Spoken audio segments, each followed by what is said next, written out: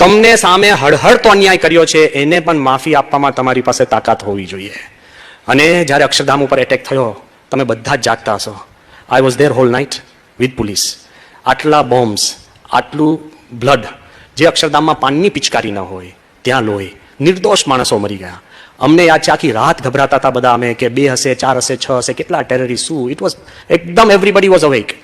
મને યાદ છે કે એટલું બધું દુઃખ હતું.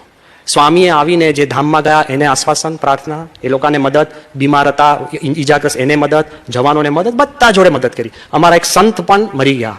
6 મહિના સુધી મને એનો અવાજ સંભળાયો છે, કારણ કે મને બોલાવા બહાર આવ્યા હતા અને એને ગોળી વાગીશ. આઈ વોઝ ધેર.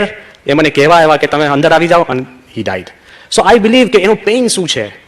આટલું બધું હતું. સ્વામીએ કોઈ વ્યક્તિ, કોઈ કમ્યુનિટી, કોઈના ઉપર દોષારોપણ કર્યા વગર સ્વામીએ એવી પ્રાર્થના કરી કે કોઈને આવો વિચાર કોઈના ઉપર ક્યારેય ન આવે. એ પ્રાર્થના. Not only forgive but move ahead. 5 દિવસમાં અક્ષરધામ પાછું ખોલ્યું. એ કેમ? શ્રદ્ધાનો સવાલ છે.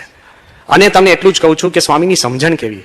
આ તમારો પ્રશ્ન મારો જ પ્રશ્ન છે. સ્વામી આરામ કરવા જતા હતા રાતના 2-3 દિવસ પછી. હું ખૂણામાં માળા ફેરવતો હતો, બાજુમાં વિશ્વવિહારી સ્વામી હતા. તો સ્વામી એકદમ હસતા હસતા મને કે બસ આ જ કરવા જેવું છે. હું માળા કરતો હતો, મને કે બસ આ જ કરવા જેવું. મેં કહ્યું બાપા, આપણે શું બગાડ્યું હતું? આપણે કોનું બગાડ્યું છે? કોના માટે કંઈક બોલ્યા છે કે આપણને છેક સાઉદીથી શોધીને આપણા પર એટેક કરવા આવે? મેં કીધું why? I ask this question. સ્વામી શું કે ખબર છે? સ્વામી કે આ લોક દુઃખરૂપ છે. હવે સાંભળજો. સ્વામી કે કૃષ્ણ ભગવાનને વગર વાંકે દુઃખ આવ્યા, રામ ભગવાનને વગર વાંકે દુઃખ આવ્યા, દેવકીને વાસુદેવ કૃષ્ણના માતા પિતા હતા પણ જીવ્યા ત્યારથી આંસુ સુકાયા. સ્વામી કે શ્રીજી મહારાજ ભગવાન સ્વામિનારાયણને પણ વગર વાંકે દુઃખ આવ્યા છે. એ દરમિયાન સ્વામી ખાટલા પર બેઠા હતા અને સ્વામીના સેવક કૃષ્ણ વલ્લભ સ્વામીએ સ્વામીને કીધું જરા ખસો. સ્વામી કે મેં એનું બગાડ્યું છે? તોય સ્વામી કે આપણે ખસવું. મારે તમને એટલું કેવું છે, સ્વામીએ મને સમજાવ્યું પછી બોલ્યા. સ્વામી કે જીવનમાં જ્યારે સુખરૂપ પ્રસંગ થાય છે ત્યારે આપણે આનંદથી સ્વીકારીએ છીએ, એમ દુઃખ પણ સ્વીકારતા થઈશું ત્યારે દુઃખ દુઃખ નથી અને સુખ સુખ નથી. તો જ આ એટેક પછી દિલ્હીમાં બીજું અક્ષરધામ બને. અને તમને આનંદની વાત એ કરું છું કે હવે અમેરિકામાં પણ 170 એકરમાં નવું અક્ષરધામ આકાર લઈ રહ્યું છે.